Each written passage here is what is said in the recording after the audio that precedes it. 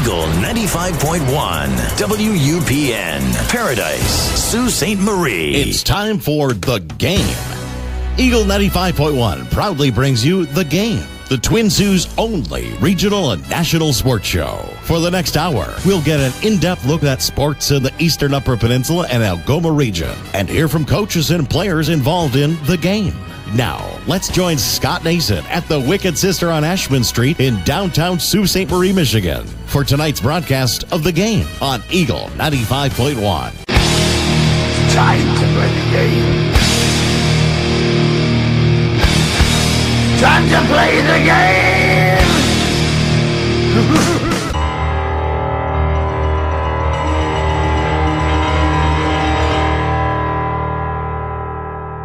Glorious!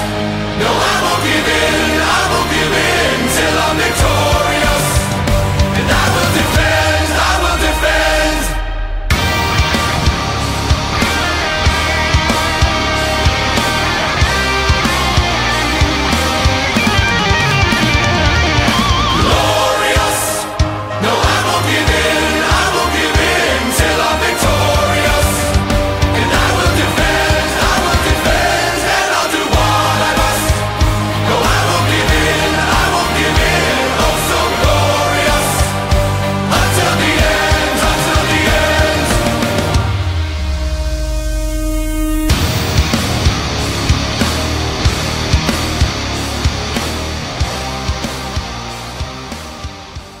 Greetings and salutations and welcome to The Game on Eagle 95.1 and online at radioeaglesoo.com and on the podcast page, thegamesportshow.com. Scott Nason broadcasting from the Wicked Sister on Ashman Street on this Monday night, October 29th, 2018. A beautiful night in Sault Ste. Marie. We saw some sunshine. We saw temperatures in the mid-40s, and we like that. And we like being here at the Wicked Sister on Ashman Street every Monday night for The Game. And going on right now at the Wicked Sister, well, I should say going on next week, a brand new menu scheduled to hit the tables on November 5th. And this just in, Brussels sprouts, they are coming back. And the Wicked Sister is your home, your post-game home for Lake Superior State University hockey. Our broadcast engineer tonight is Trent Raymond, and joining us on the show, a full 2-hour show, the first hour on the radio, the second hour online. We'll be joined by Superintendent of the Bay City Area Schools, Steve Bigelow. Now, why do you ask we have him on? Well, one, he's a resident of Sault Ste. Marie. He's a good friend of mine. He's going to join us to talk about sports, high school sports from an administrator's point of view, and also talk about Michigan football. He's a big Michigan fan, and he'll talk about Michigan's victory over Michigan State, I am sure. We'll be joined at 6:30 by Lake Superior State University assistant hockey coach Zack Cisek, who will be joining us for the first time here at the Wicked Sister to talk about the Lakers' big weekend at Alabama Huntsville, as the Lakers have started the season 4-0. And around 6:45, we'll be joined by Butch Davis from Butch On Sports, who will get us up to date on the Metro Detroit sports scene, including the Lions. Remembering they were, in fact, the Lions yesterday, losing to Seattle. We'll also talk about the Pistons' good start to the season, the Wings' struggles, college football, and more. Then for the second hour, we're expected to be joined by E.J. Russell from Escanaba, Michigan. Eagle 95.1's own Katie Woolen will be joining us at the Wicked Sister, possibly on the air. We'll also have Butch on, and possibly Mr. Electric Avenue himself, Dave McKeag. But first section of the show, we recap the week that was in local sports, and let's start with high school football. Entering last weekend's play, there were 3 Eastern Upper Peninsula teams still alive in the postseason, and entering this week's play, we now are down to 2. To no one's surprise, Pickford had no trouble with Fife Lake on Friday night at the Purple Palace in Pickford, as they defeated Fife Lake by the score of 52-0 to improve to 10-0 on the season. Quarterback Jimmy Story was 6 of 11 passing for 175 yards and 2 touchdowns. He also ran for 63 yards and a touchdown. Chase Warner, he had 100 yards and a touchdown on just 4 carries on the ground. Stephen Lamoth, he had 51 yards rushing for 2 touchdowns. Isaac Brown also had a touchdown run, and Nick Eddington had 3 catches for 111 yards and a touchdown, while Lamoth, he had 3 catches for 64 yards and 1 score. So the Pickford Panthers will be at home again in the 8-player football Division 1, and they are going to be taking on Suttons Bay Friday night at the Purple Palace at 7 o'clock. Now, if Pickford were to win that game, and, well, they are expected to, then they would be at home again next weekend in the Division 1 semifinals in 8-player football, taking on the winner of Augrays Sims versus Deckerville. The other side of the bracket, these all potential final opponents, if Pickford in fact gets that far, Wyoming Tri-Unity Christian, Morris, Cologne, and Belleville. And the 8-player Division 1 final is at the Superior Dome in Marquette on November 17th. The Engadine Eagles were at home on Friday night in 8-player football Division 2, and they were knocked off by Rapid River by the score of 20-18. So Engadine ends their successful season at 8-2. And Rapid River, going on the road last weekend, they get to host a game next week as defending state champion Crystal Falls Forest Park, who struggled a bit at times this year. Well, they got into the playoffs and it defeated the top seed in that region, Powers North Central, by the score of 36-24. And in Division 2 and 8-player football, the Cedarville Trojans were the lowest seeded team in Region 2. However, they had no trouble with the top seed on Friday night as they defeated the Hillman Tigers in a big way by the score of 44-6. And so Cedarville advances to Posen this week, Friday night, 7 o'clock, in their 8-player Division 2 football game, the quarterfinals, if you will. Teams on the other side of the bracket include Onekama facing Brethren and Teknasha taking on Portland St. Patrick. The Division 2 final will be on November 17th, also in Marquette. So Cedarville in Division 2 and Pickford in Division 1, the two teams still alive in 8-player football here in the EUP. UP teams still alive in high school football include Ishpeming and Iron River West Iron County, who will be facing each other this weekend in Division 8. In Division 7, Iron Mountain, they advance to take on Roscommon. In Division 6, Calumet, they will travel to Traverse City St. Francis, and Escanaba will travel to Alma in Division 4. Our own E.J. Russell was at that game on Saturday, and hopefully he can join us in the second hour to shed some light on that game and his thoughts. High school volleyball, well, the regionals will be taking place next week, but the districts will be taking place this week. As a matter of fact, some of them will be starting tonight, but before we get to that, let's look at some of the results from this past week.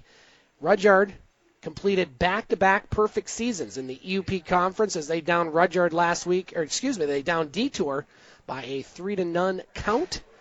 And the Bulldogs have won 27 straight conference matches in the EUP conference. Sydney Zerp tied a Rudyard school record with 11 aces in that match against Detour. She also had 8 kills and 4 blocks. Pickford over Engadine last week in high school volleyball by a 3-1 count. And it was Sioux High knocking off Brimley by a 3-0 count. Over the weekend, the Sioux High Blue Devil volleyball team did capture the Straits Area Conference Championship, so congratulations to the Blue Devils. And as I mentioned, district volleyball going on across the state of Michigan. Now, we don't have Class A, B, C, and D like we did last year. We have moved on from Division 1, 2, 3, and 4. So in Division 4, Rudyard will host Newberry on Tuesday night with Engadine and Brimley tangling the other district semifinal. St. Ignace in Division 4 is at Mackinac Island in their district. And the Sioux High Blue Devils, they are in Division 2, and they're starting their road to the championship tonight as they are at Boyne City, with the winner taking on Sheboygan on Tuesday. Kingsley, Grayling, and Kalkaska are the other teams in the district. So we have all sorts of high school volleyball teams still alive. We have 2 high school football teams still alive. So best of luck to all the EUP schools this week and this weekend. Let's move on to junior hockey. The Soo Greyhounds were on the road for 3 games this week, and they had a very successful road trip. They started off Thursday night in Windsor, and the Greyhounds ran out to a 3-0 lead on Thursday night and hung on for a 3-2 victory. Keegan Howdeshell, boys, he had a very good week or two. He had a pair of goals for the Hounds on Thursday night, while Morgan Frost had 1. And Matthew Villalta made 27 saves in net for the win, the Hounds, on Thursday. The Hounds on Friday traveled to Kitchener, and they defeated the Kitchener Rangers by the score of 7-4, as the Hounds scored 7 goals in the first 2 periods. Morgan Frost, he had a pair of goals for the Hounds, while Jordan Sambrook, Mac Hollowell, Joe Carroll, Barrett Hayton, and Ryan Roth all had goals for the Hounds, while Matthew Villalta once again got the win in net, making 31 saves. And the Hounds were in action yesterday afternoon in Guelph. It looked like the Hounds were going to lose that game, or at least be in danger of not getting a point in the game, but down 2 in the third period, the Hounds scored twice and did end up getting a point in Guelph. They would fall to the Storm by the score of 4-3 in overtime, but they collect 5 out of 6 points on a 3-game road trip. Morgan Frost scored his 12th goal of the season for the Hounds yesterday, as the Hounds will be at home this week for 3 games, including Wednesday night against winless Flint, Friday night against Guelph, and Sunday afternoon against Erie. I'm going to have a chance to check out the Sunday afternoon game. The Hounds right now 10-3-3 on the season, and so there were some maybe that thought the Hounds would be sellers at the beginning of the year. Well, it doesn't appear that is going to be the case. It definitely looks like the Hounds are going to be buyers and potentially have another big run to the Ontario Hockey League Finals. Let's move on to the NOJHL, as the Soo Greyhounds, the Soo Thunderbirds and Soo Eagles were both in action this week. Let's start with the Soo Thunderbirds. They were off last week playing an exhibition hockey weekend against Division III universities. And the Soo Thunderbirds, well, they roared back to NOJHL action on Thursday night as they defeated Rayside Balfour on the road by the score of 5-2. Matthew Berezin had 2 goals and an assist for the T-Birds, while Lucas Terrio, Nick Smith, and Avery Rebeck also had goals for the Thunderbirds. Colin Ahern had 36 saves in net for the T-Birds on Thursday. And so both the Thunderbirds and Eagles took on Hearst and Timmins over the weekend. Let's start with the Eagles on Friday night at Puller Stadium, as Brendan Blair had a pair of goals, including the game winner in the third period, as the Eagles defeated the Hearst Lumberjacks on Friday night by the score of 4-3. Raph Praisner and Jake Lamberti had the other goals for the Eagles, while Joe Benedetto had 28 saves in net for the win. The Eagles would be in action on Saturday night, taking on a very good Timmins Rock team. Watch out for Timmins. They have a very solid club, and the Rock had a pair of third-period goals, lifting them to a 4-2 victory over the Soo Eagles on Saturday night. Caleb Wood and Dominic Scarella had goals for the Eagles, while Joseph Benedetto made it 27 saves in the loss. Now, the Eagles, they're going to be making one of their 2 long road trips this week, up north into the northern reaches of Ontario, starting on Thursday when they travel to Hearst. They also will be taking on Cochrane on Friday and Timmins on Saturday. The T-Birds continued their winning ways on Saturday night, defeating Hearst by the score of 4-3. Nolan Ford's goal midway through the third period was the difference on Saturday night, as the Thunderbirds did win by the score of 4-3. Noah Bowman, Nick Smith, and Nolan Ford all had goals, while William Anderson made 20 saves in net for the win, as the T-Birds get another victory on Saturday night and would continue on Sunday. Another close game. Lucas Terrio, boy, is he having a great season so far. A pair of goals, including his 13th goal of the season, with just under 4 minutes remaining in the third, as the Thunderbirds improved to 13-3 on the season, winning by the score of 3-2. Colin Ahern made 28 saves in net for the win. The T-Birds will also be making a trek up north. They're going to start on Friday at Hearst. Then they will travel to Cochrane on Saturday and Timmins on Sunday afternoon. Soo Indians were at home this weekend, taking on a very good Victory Honda team. We talked to their general manager last week, Zeke Canisto, about this squad, and, well, they showed why they were good, as the Victory Honda squad defeated the Soo Indians on Saturday night by the score of 4-1. And then on Sunday afternoon, a 4-0 shutout for Victory Honda. Dakota Meyer faced 30 shots in net for the Indians on Sunday. And the Indians will be back in action next weekend, or I should say this weekend, at the Taffy Able Arena, when they take on Bell Tire at 3 p.m. on Saturday and 10 a.m. on Sunday. We're going to take a break here on the game. We are hoping to be talking to Steve Bigelow, Sault Ste. Marie native, superintendent of Bay City area schools, who will be joining us to talk about high school sports in his neck of the woods and from an administrator's perspective. That's coming up next on the game here on Eagle 95.1. Get Wicked Catering from the crew at the Wicked Sister. We like to think of ourselves as foodies. While our favorite foods are paired with a beer tasting at the Wicked Sister, you can now have the same creative menu for your next catered business luncheon, family get-together, wedding, or holiday party. Our white truffle risotto appeals to your gluten-free and vegetarian guests. Add sautéed shrimp or freshly grilled chicken for a pop of protein. Or let us build you a custom menu to suit your needs. From plated events of 15 to buffets for 200, the Wicked Sister will cater your event with tapas, snacks, cravables, or a full sit-down dinner. The Wicked Sister, where you'll be treated like family, whether you like it or not. The Game Sports Show would like to thank an additional sponsor and additional home to the Game Sports Show, Sports Center Bar and Grill. Sports Center Bar and Grill, located on 624 Wellington Street West, Sault Ste. Marie, Ontario. Sports Center rated top sports bar for the second year in a row. At Sports Center, enjoy their famous 75-cent wing night along with delicious Molson products on tap, along with a great atmosphere and other great food options available as well. Sports Center Bar and Grill, the Sioux's best sports bar.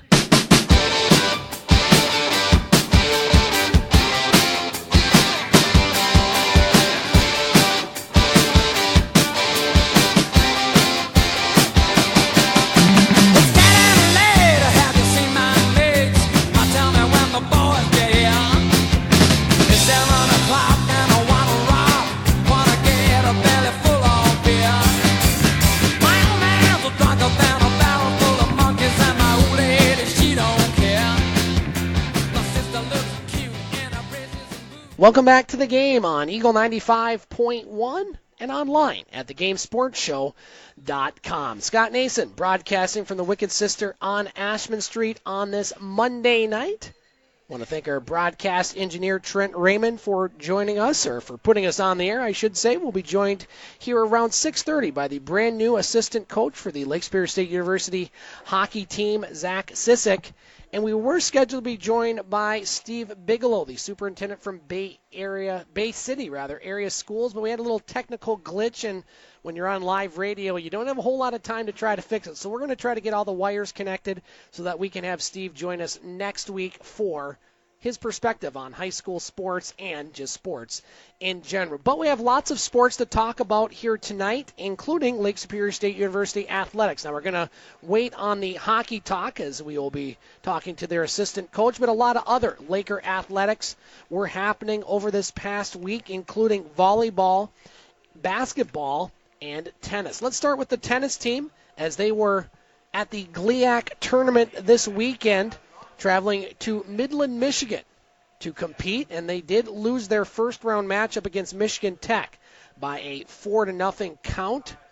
However, the team would continue to play well in the tournament. I should say they played a little better on the next night as they faced Saginaw Valley in the second round and defeated the Cardinals by a 4-1 count. The Cardinals did pick up the doubles point, but it was the singles that really helped the Lakers, as Alexa Andruin won at number 1 singles, as well as Nadadi Kua. She won in 2 singles, and Margot Miller in the 4 spot also won. So the Lakers did win that one, and then they took on Ferris State yesterday afternoon in the 5th place matchup. The Lakers would lose to the Bulldogs by a score of 4-1. So the Lakers, a very successful season, one of their best seasons in quite some time. They finished the season with a record of 5-7, including 4-5 in conference, finishing in 6th place in the GLIAC, and they will return to the courts in the spring for non-conference matchups. Laker volleyball was in action this weekend, a pair of games at the Bud Cooper Gymnasium, and it was the Laker volleyball team falling to Northwood on Friday night, and they would lose to Ferris on Saturday afternoon, I should say, as the Lakers were knocked off by the 10th-ranked Bulldogs on Saturday by a 3-0 count. The Lakers were led by freshman Abby Boshu. She had 10 kills, along with 10.5 points, as well as seniors Paige Gotham and Michaela Williams. They each had 11 digs. Now the Lakers will play their final match of the 2018 season this Saturday when they host Saginaw Valley State. And the Lakers will honor their graduating seniors, Morgan Kelly, Jenna Togeski, Laura Luciak, and also Michaela Williams and Paige Gotham. They will all be recognized for their contributions to the Laker volleyball program. In addition, a pregame recognition ceremony for the past volleyball players will take place, including Margaret Muggs Olson Pollard. She played in 1977 through 1981, along with Jean Creedler from 1980 to 1984. They're going to be inducted into the Lake Superior State University's Athletics Hall of Fame later that day, as it's a very big weekend at Lake Superior State University. It is Great Lakes State Weekend, and we'll be talking more about hockey coming up here in a few minutes. Laker basketball started their season this weekend at the Bud Cooper Gymnasium on Saturday. A pair of exhibition games against Olivet, starting with the men's team, as the Laker men knocked off Olivet by a score of 102-92. Lakers were led by Tim Cairnduff and Rog Stein, who each had 20 points. As the Lakers played a good Division III team in Olivet. They were very successful last year. And so the Lakers start off the season well, and they're going to hit the road pretty much for the entire month of November. And the Lake Superior State University Lakers will be at home on December 6th for GLIAC play, as they will take on Saginaw Valley State starting at 7:30. They're going to be traveling to Alaska in November. They're also going to be going to some crossover games. A very good schedule for the Laker men, led by Steve Henninga. And they were picked 4th in the GLIAC preseason poll for the North. I kind of like when the Laker men are maybe picked a little bit lower than they probably will end up finishing, because then you play with a little more chip on your shoulder. And I would expect nothing less than a very successful season from a very successful program in Laker men's basketball. Laker women's basketball also got off to a good start on the weekend on Saturday night, as they won their game against Olivet by the score of 97-75. Lakers were led by Claire Ratke. She had 17 points, followed by sophomore Rebecca Villanueva, who had 16, and Sault Ste. Marie native Mackenzie Kalchik. She had 13 points in her first game as a Laker. Lots of local players playing on that team. You have Kenzie Kalchik playing, of course, from Sault Ste. Marie last year. You have Abby Ostman playing from St. Ignace, and also Taylor Bryan, who's still doing some rehab. We hope to see Taylor back on the court. And we talked to their head coach a few weeks ago, Brandon Locke, and like what he's doing with that program. He's bringing a lot of energy, and he's bringing, hopefully, a lot of success to a program that is rebuilding a bit after having a lot of success early in this century, if you will, in the late 90s and early 2000s.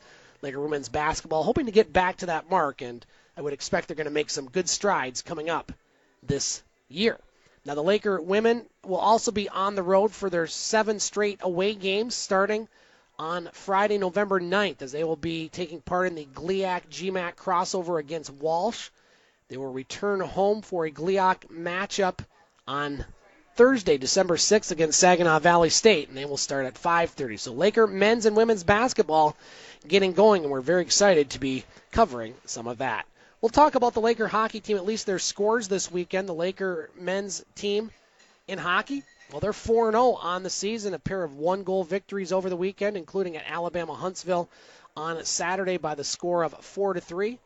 Braden Gelsinger, Colin Sackerman, Anthony Nellis, and Alex Ambrosio all scored goals for the Lakers on Friday night, while Nick Kossoff made 25 saves in net for the win. And the Lakers would win on Saturday as well. They were down 1-0 to start the third period, but would score a pair of goals and take the 2-1 victory over the Mavericks of Alabama Huntsville. Or is it the Chargers? I think it's the is it the Chargers? I don't know. It's Alabama Huntsville, I know that much. Anthony Nellis and Hampus Erickson, they each scored goals for the Lakers, while Markins Mittens made 29 saves for his second win of the season. And so after beating teams with a combined record of 2-13, well, the Lakers, they're going to get some very stiff competition this weekend when they host Michigan. Yes, the Wolverines back in town for a pair of games this weekend, Friday and Saturday night, both games starting at 7:30.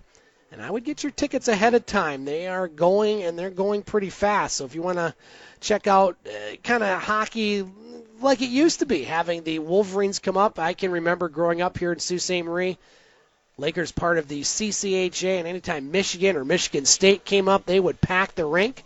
And last time I think Michigan State came up a couple years ago, it was pretty packed at the rink here. So it's Great Lake State weekend.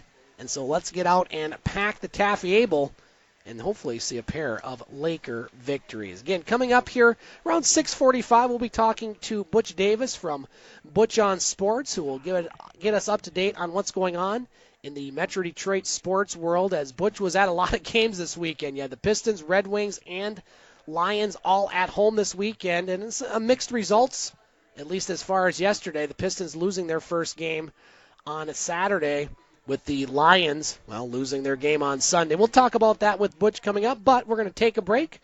And we come back, we're going to talk Laker hockey with their brand new assistant coach. That's coming up on The Game here on Eagle 95.1. The Wicked Sister, Soo, Michigan. Check TripAdvisor, ranked right towards the top. Awarded the Certificate of Excellence, as well as voted #1 pub in the UP.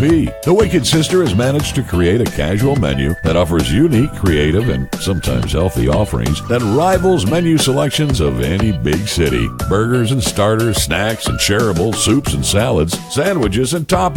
On Ashman Street, Soo, Michigan. Welcome to the Wicked Sister, where you'll be treated like family, whether you like it or not. The Game Sports Show is pleased to shout out a partner, additional home, and sponsor to Northern Superior Brewing Company, located on 50 Pym Street in Sault Ste. Marie, Ontario. Northern Superior Brewing Company having a strong presence locally with many beers to offer. With much involvement in the community of Sault Ste. Marie, Northern has a sport and friendly-like atmosphere within its tap room, and during the summer months, it is a must to visit Pier 55 to enjoy some delicious food, amazing view of the water, and view of the Bush Pulling Museum, right on the cusp of the Hub Trail, and of course, all of that down with a delicious brew from Northern Superior. Northern Superior Brewing Company. It's a northern thing. The Game Sports Show would like to thank an additional sponsor and special edition home to the game, Silver Creek Golf Course, located on 104 Bellow Lake Road, Garden River, Ontario. And also shout out thank you to Silver Creek GM Jamie Henderson. Silver Creek Golf Course has many specials to offer for 18 holes, 9 holes, and even Twilight Deal specials. It does not matter what your level of golf game is, it is a must to enjoy the scenic course, memorable experiences that Silver Golf Course offers. Silver Creek also offers a Thursday wing night for you to enjoy food after a stellar time on the course. You can book your tee time by phone or online at golfsilvercreek.com. Silver Creek Golf Course, where all are welcome to play.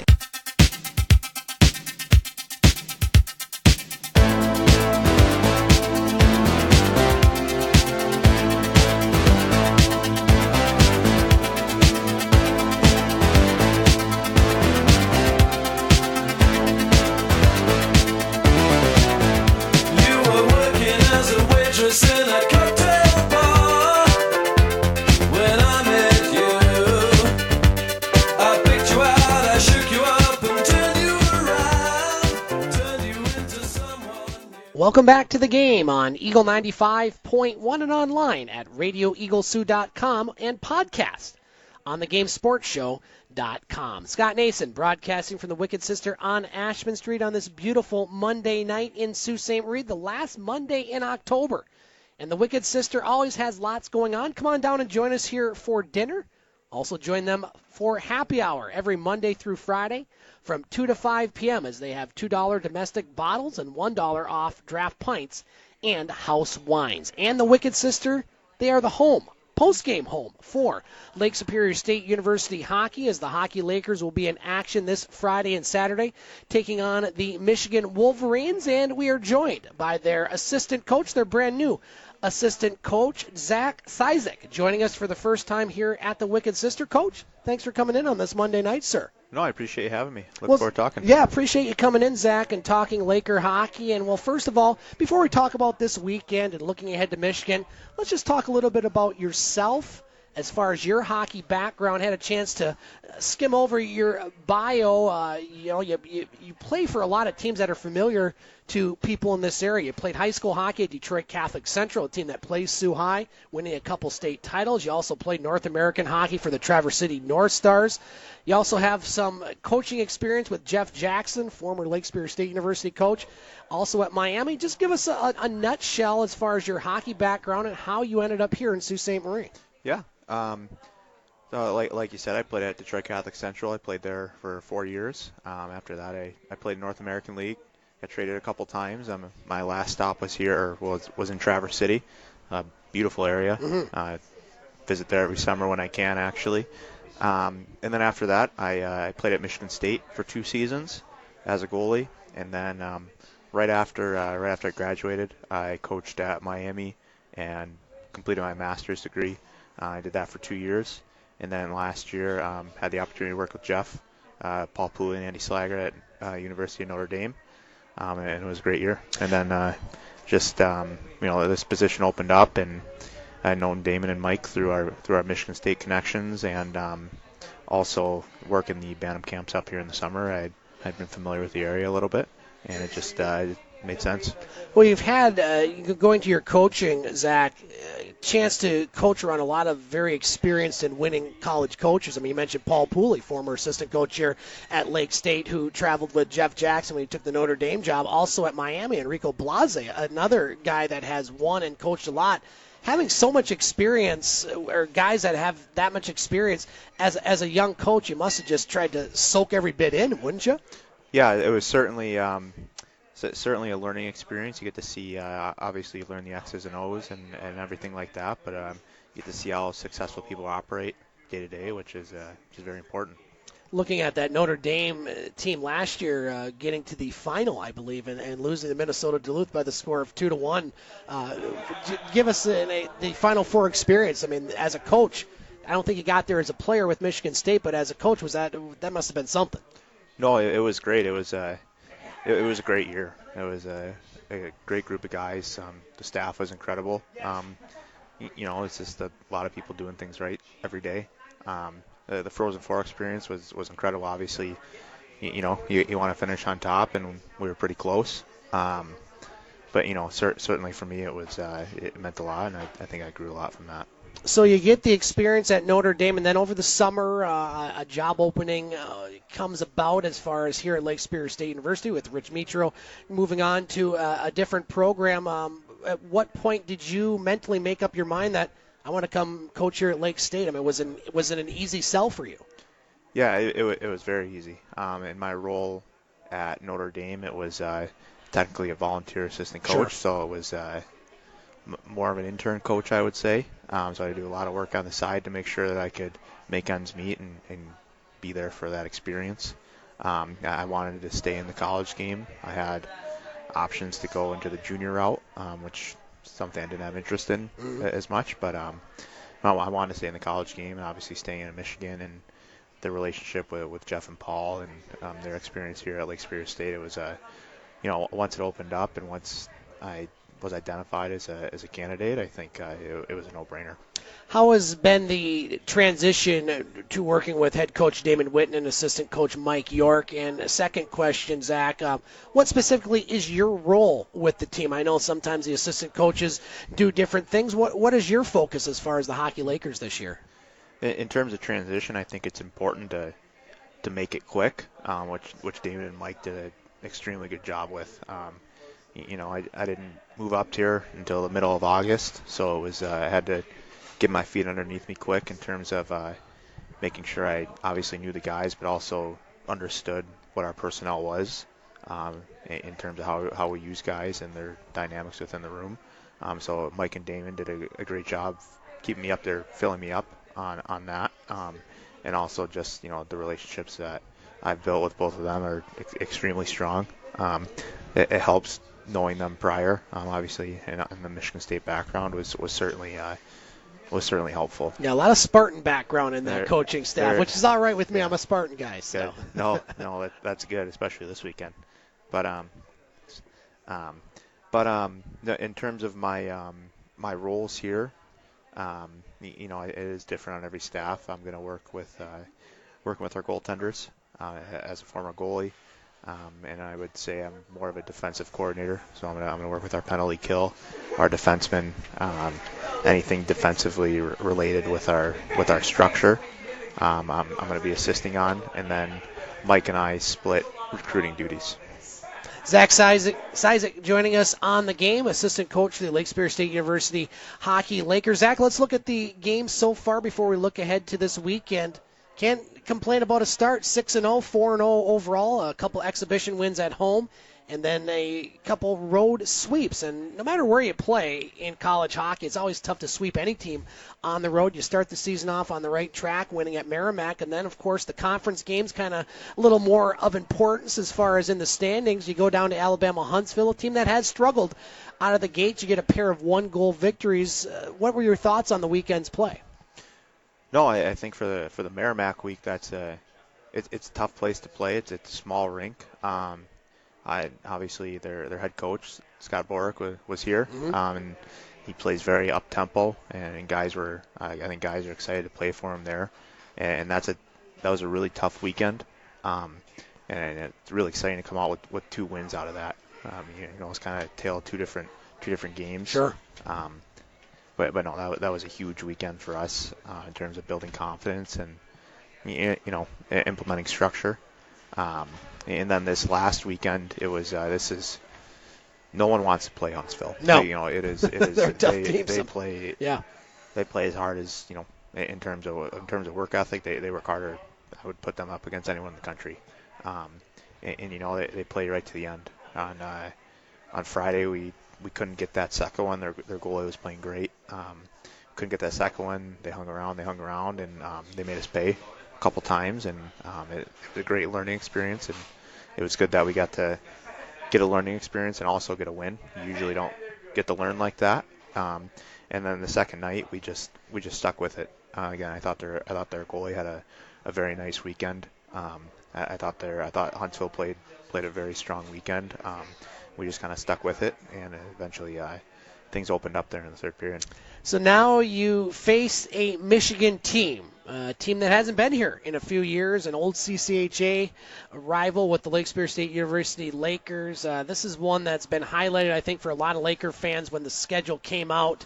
How are the guys, their mindset going into this weekend? It's not conference, but these are very big games, in my opinion, for this team, a team that's trying to maybe find some identity, trying to climb the standings a bit, maybe get in the top 4, home playoff. How big are these games this weekend, in your opinion? Well, they're huge. I think, like you said, conference play is obviously very important, but the non-conference play in terms of pairwise is critical. Yeah. Not just for us, but also how our conference teammates are doing against the other conferences. So it's obviously big for us. It's nice to play Michigan on home in state. I think people are going to be pretty psyched up around here. But no, we're looking forward to it. It's going to be a good test. Zach, looking at this team, obviously you haven't been around the team for a long time, but what are some of the strengths as far as what you see so far out of the gates? Goaltending has been good. It seems like there's a lot of good competition between Kossoff and Mittens. A little more experience coming back. What are some of the strengths, in your opinion, of this Laker team this year? Well, no, I think right off the bat, the goaltending's been great. All 3 guys, including Rowan Banger, have worked their tails off. They're very detailed kids, which is very nice to come into. Yeah. So no, they've came to work every day with a business mindset. And then, I think the whole team overall, just guys have good buy-in. I think the culture of the team is something that has come up a lot, that they feel like it's maybe a little different than years past. Culture drives you. I think guys are buying into structure we've implemented, and that takes a lot of, some guys' roles get diminished at times, and other guys rise, and guys are just sticking to it. Zack Cisek joining us on the game, assistant coach for the Lake Superior State University Hockey Lakers. The Lakers in action for the next 2 weekends. They're going to take on Michigan this Friday and Saturday. 7:30 face-off on Friday and a 7 o'clock face-off on Saturday. And then Alaska comes to town on November 9th and 10th.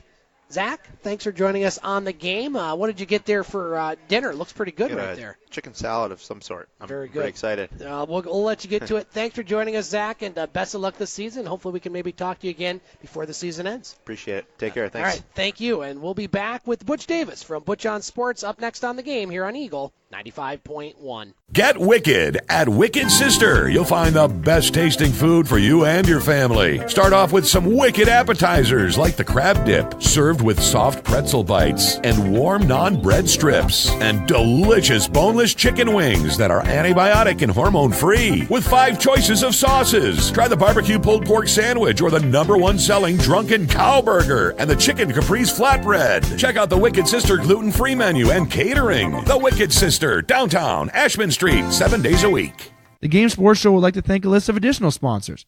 North Shore Sports and Auto, new location located on 647 McDonald Avenue, Sault Ste. Marie. A family-owned and operated business with doing business in Sault Ste. Marie for over 10 years.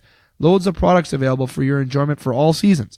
North Shore Sports and Auto, we understand the importance of quality service and products, and we work hard to ensure that all customers have a positive experience before and after each and every sale. North Shore Sports and Auto, meeting all of your new and pre-owned equipment needs.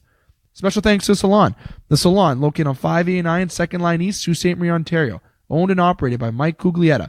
Book your appointment today at 705-941-9191 or via online at https://thesalonsoo.as.me-.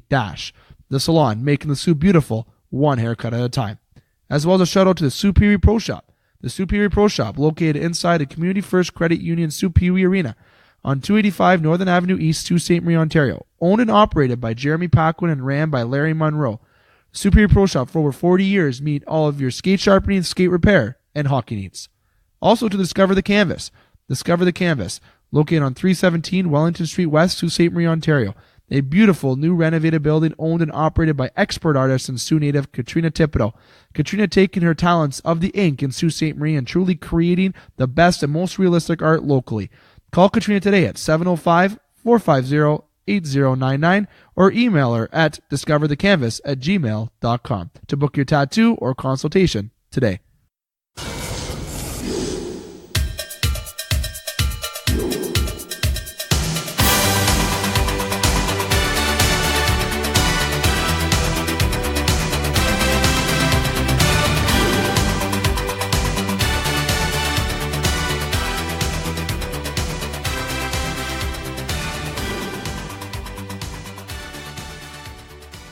Welcome back to the game on Eagle 95.1 and online at RadioEagleSoo.com and podcast at TheGameSportsShow.com. Scott Nason broadcasting from the Wicked Sister on Ashman Street on this Monday night. Lots going on at the Wicked Sister, the post-game home for Lake Superior State University hockey, as the Lakers taking on Michigan this Friday and Saturday. Also, they're going to have a new menu next Monday, hitting the tables as Brussels sprouts are coming back to the Wicked Sister. Our broadcast engineer tonight is Trent Raymond. Now, this is a 2-hour show. We'll have a second bonus hour on the podcast, which you can find again at thegamesportshow.com, where we talk about all sorts of sports. I want to thank our guests so far, Zack Cisek, the assistant coach for the Laker hockey team. And we're joined right now by Butch Davis, a gentleman that you can hear on our podcast page, thegamesportshow.com. He has his own radio show called the Butch On Sports,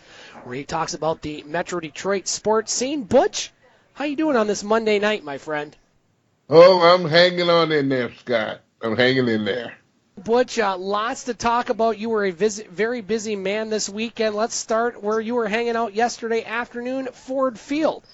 And it was perfection that you saw, at least quarterback rating perfection by Russell Wilson, as he had a perfect quarterback rating on Sunday as the Seattle Seahawks defeated the Detroit Lions by the score of 28-14, as the Lions now fall to 3-4, last place in the North, but only a game out of first, and they'll take on Minnesota on the road next Sunday. Butch, I know you got a lot to say about this game. You talked to head coach Matt Patricia, so I'll give you the floor. The Lions, well, they look like the Lions we're kind of used to, aren't we? Yes, it did there, and not prepared at all. It was a shameful exposition of a preparedness for a team that came in there ready to go to work and did so. Let's talk about Russell Wilson there.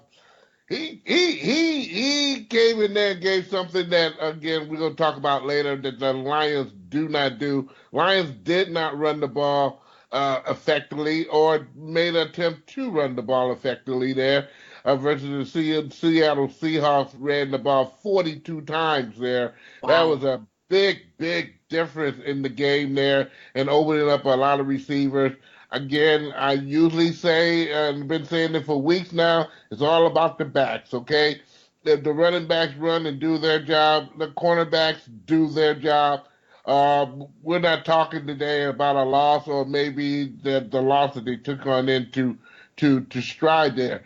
Both of those particular positions there did very poorly yesterday indeed there. Matthew Stafford, we'll talk about him in a minute here, of what maybe needs to be done. But first, we got a little clip of Coach Matt Patricia, and we'll give him our respect and courtesy there, and I'll let you hear what he had to say during the particular. All right, so obviously, not a very good game for us here, all three phases. It was bad job coaching, bad job playing. We've got to do a better job getting prepared during the week. Played a very good Seattle Seahawks team. Give them credit. They came out, they outperformed us. Pete had his crew ready to go coming off the bye week, and, we just couldn't stay with them at all. So I got to do a better job getting the team ready. I got to do a better job preparing us to get ready to go, and we got to play better, and we just got to go out and execute. So definitely think there were some things that came up in the game that obviously hurt us, and, we got to work to eliminate those, but that starts with me. So go back to work here tomorrow. Yes, he better be back to work. He should have been back to work Sunday, okay?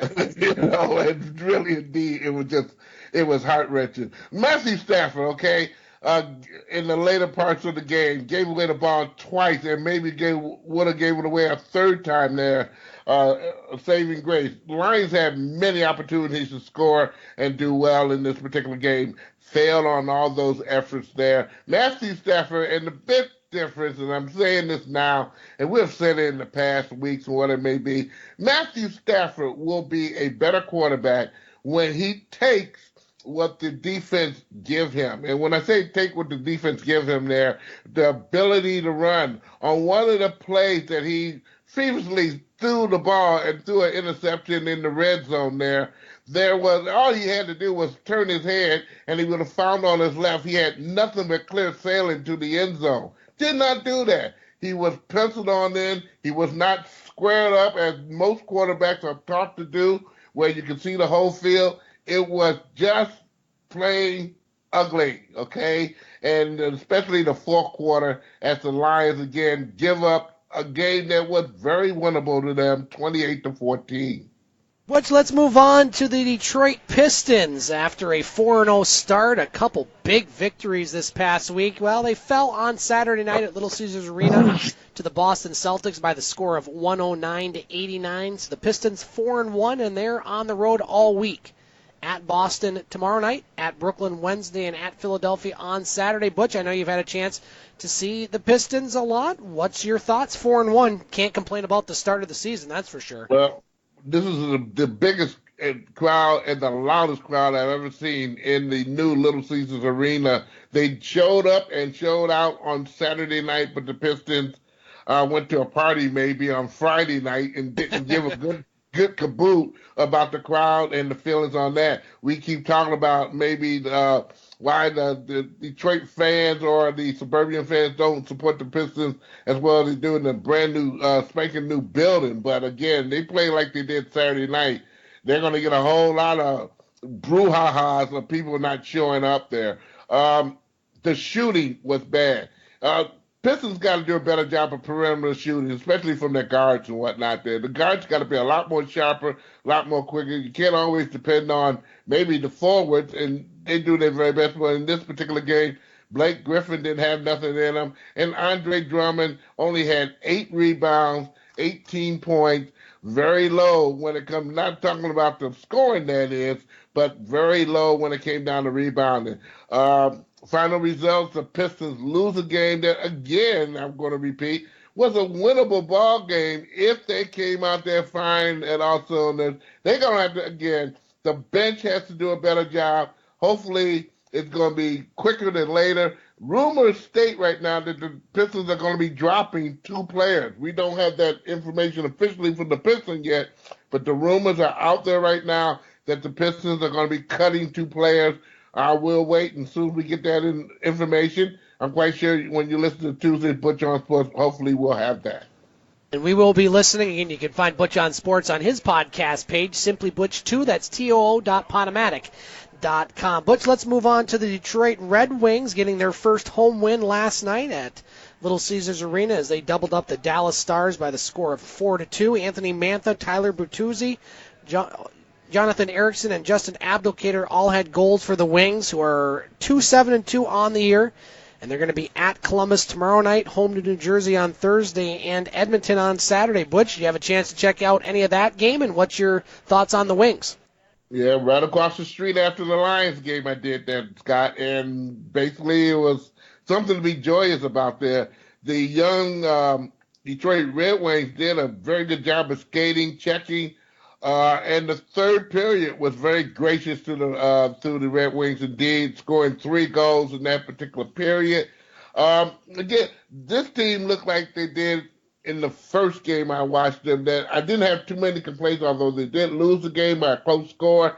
This particular game, they continued on to press, play good hockey, also making shots and stopping shots.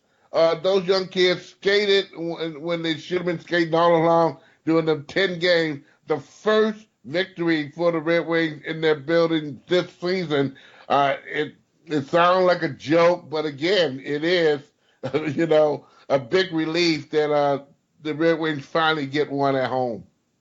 Butch, looking at the World Series last night, as a Tiger fan, seeing all those Tigers play in that series, Porcello, Price, Kinsler, I know I'm missing a couple, but the Boston Red Sox defeat Los Angeles by 4-1 count. I think everybody thought this was going to happen. Did you happen to check out any of the World Series games? Butch, I'll let you know I stayed up for the entire 18-inning game Friday night, didn't get over till 3:20. The only one the Dodgers won. Your thoughts on the World Series? And suffered when I went to work today here, I tell you, man. Me too. Grind here. I mean, the grind was a grind.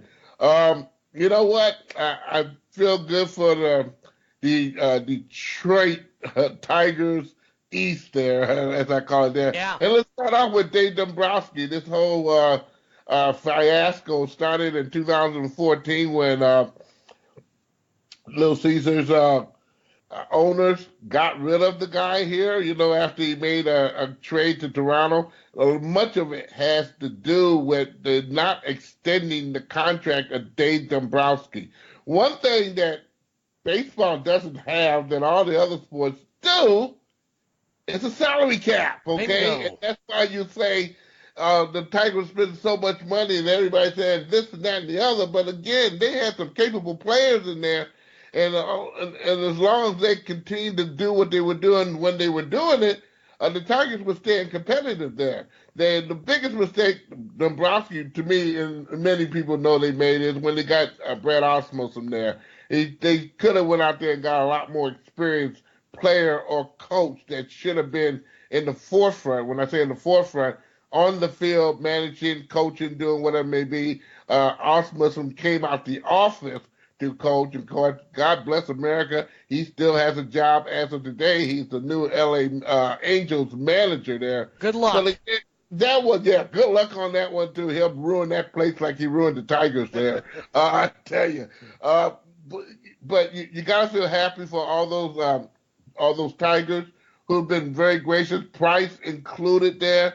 Everybody talked about him like a dog, but by golly, he showed everybody who's boss. And sure maybe, in a true sense, maybe should have been the second place person in the voting for most valuable player, as he did everything but sell popcorn in the stands. We're talking about David Price. That is there.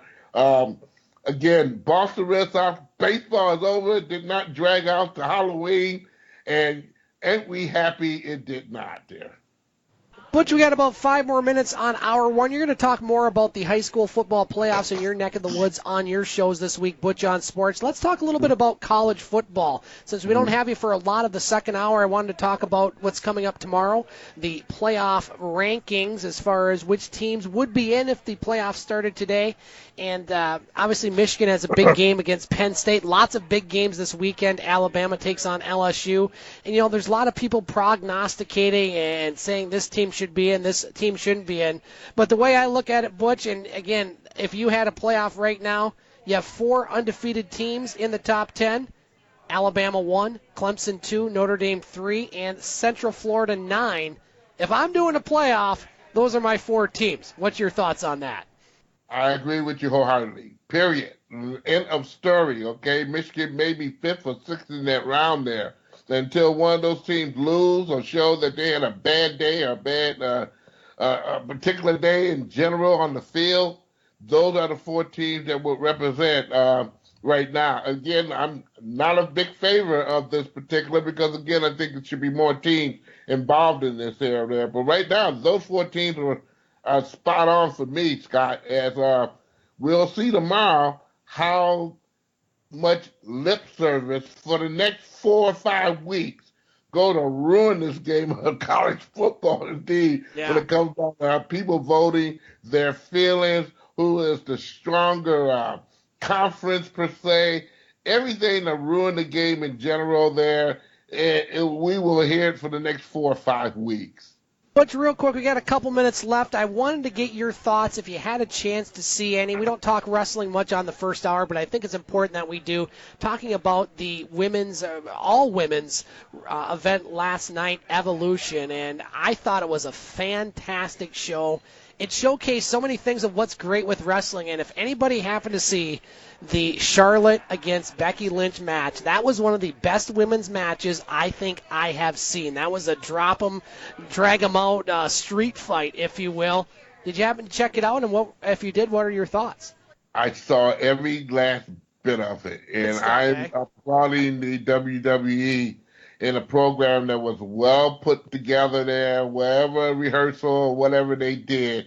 They took the most of it and made it something there. And that Charlotte Becky Lynch match was an extraordinary match. That's an instant classic, if I would say so myself there. And also the Ronda Rousey and match was not a bad match indeed there. Every match was kind of put together with some great fruition there. And you know, the earlier matches, of course, there's a little comedy involved, especially with the 20 woman, or maybe I say more than 20 was in that ring there, okay?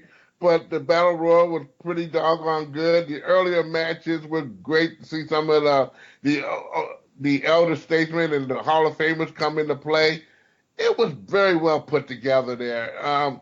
Hopefully they don't go overboard, okay? When I say go overboard, and try to do more stunts that are maybe capable of what maybe a man would do there, like jumping off of a cage or something there, because it would be quite bad if something tragic come out of that, as it stood with the Becky Lynch and Charlotte match there.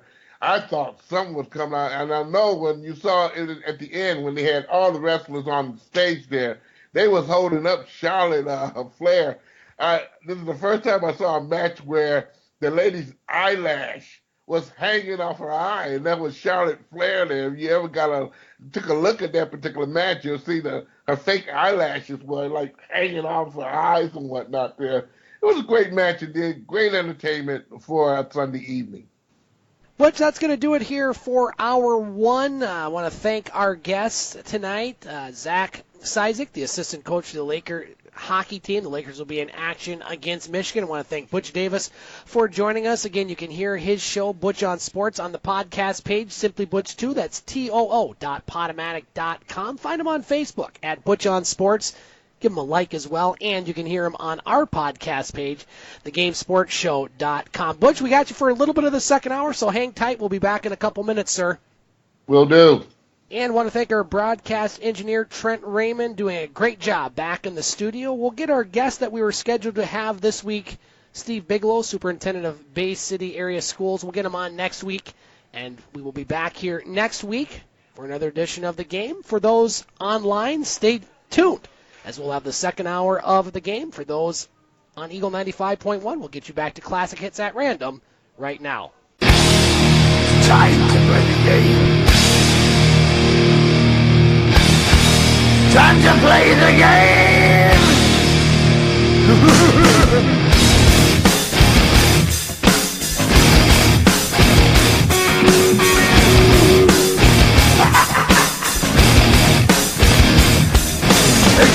about the game and how you play it. All about control. And if you can take it, all about your debt. And if you can play it, it's all about pain. And who's gonna make it? Welcome back to the game on Eagle 95.1 and online at thegamesportshow.com. Scott Nason broadcasting from the Wicked Sister on Ashman Street on this Monday night, hour 2 of the 2-hour show. And we'll be joined here in the next segment by E.J. Russell from Escanaba, Michigan, who will have a lot to say about Cleveland sports. Wow, a lot of coaches looking for new jobs in Cleveland. We might be joined by Dave McKeag joining us a little bit later on, but we're continued to be joined by Butch Davis from Butch On Sports, who has about 10 more minutes before he has to go. So, Butch, first of all, thanks for joining us once again, and I'm going to give you the first topic, what you'd like to bring up on tonight's roundtable. Oh, boy, you put me on the spot here, Mike. I did. Yeah, you did. Well, let's talk about the, oh, boy, let's just go into the college football rankings there this upcoming Tuesday there, which, we just named. If you didn't hear the show live, we'll reiterate it again. You gave 4 teams that were undefeated, should be in there. And again, one of those teams are ranked 9th in the standings there. Get your long and short feelings on the upcoming weeks of garbage that we'll have to hear in college sports there. I'm sorry to insult anybody on this here. Yeah, Butch, I agree. We're going to hear lots of garbage, and I think you call it just as it should. We both agreed on the 4 teams that we think, and I should say hope, and I think deserve to be in the Final Four if indeed they all go undefeated. Let's start with Alabama. Obviously, they probably have the best shot to get in. Now, they have their toughest game coming up this weekend. They have to play at number 4 LSU. If LSU loses that one, they're pretty much out. I don't see a 2-loss team able to get into the playoff unless something really crazy happens. Alabama, I honestly think, could lose this game and still get in, much like they did last year. But boy, this Alabama team's good, and I have a hard time seeing anybody knocking them off, even LSU at Death Valley. Clemson, they're undefeated, and they're probably going to go undefeated. They look good at Florida State. They do have a tricky game at Boston College, a 6-2 Boston College team that's pretty good. I would expect they're going to continue to go undefeated. I don't think the ACC is especially strong this year outside of, obviously, Notre Dame. Speaking of Notre Dame, they are number 3, a team that has a good resume. Looking at their schedule, they do have a couple games maybe to worry about. The at USC game, I think, is the one that I know a couple Notre Dame fans around here are nervous about. They have to go to Northwestern. That's not a gimme as well. So Notre Dame, they have a tougher schedule. Michigan, you would think if they win out, and they have a tough schedule, they still would have to beat Penn State this weekend, win at Columbus, which is always tough for them, and then they'd have to win in the Big Ten championship game, which against a Western Conference that's a little weaker, I think they would have a good chance. So Michigan could play themselves in. Georgia, they did themselves a good service by winning. If they were to win out and knock off Alabama, they would probably get in. You can't count out Oklahoma. You really even can't count out West Virginia. Then you have Ohio State sitting there at 8-7-1. If they run the table, they could get in. But again, Butch, we talked about it last year. Central Florida, all they do is win the games that are put in front of them. All they do is beat the power conference teams in bowls, like we saw last year with Auburn, a team that knocked off the national champion Alabama Crimson Tide. So you're not going to expand the playoffs this year. I really think the NCAA needs to look at this, and they need to figure out ways of a fairer system for these schools like Central Florida that have absolutely no shot of getting in no matter what they do. They could win their games 100-0, but they still wouldn't get in. And you can't penalize a team. If there's 4 undefeated teams at the end of the season, Alabama, Clemson, Notre Dame, and Central Florida, Central Florida's not going to get in. I hope they do. They won't. College football needs to look themselves in the mirror and make some changes. Expand the playoff or make it possible for a team that does everything they possibly can to get into the playoff, and somehow they still get left out. Butch, your thoughts on your own topic, sir? Well, the scenario you gave was spot on there. I'm going to speak on Alabama, number 1, first and foremost. Some of the teams that Alabama play, like Mercer and some other garbage teams that basically are not all that good in the earlier part of the season, pumps on to that Alabama record. We will say that they are superior in their conference so far, so good there. And with LSU coming in there in the barn house there, and again, Alabama has to take the streets for that there. That might be something that makes some things wow. In closing, I think Alabama will be in there regardless. Clemson and Boston, that is Boston College, that is the one that I think Boston College is. If I was a betting man, Boston College is going to win that game here. And maybe people are going to be mad with me, but Boston College is a better team than what people look at on paper and pencil there. They are a very good, extraordinary team.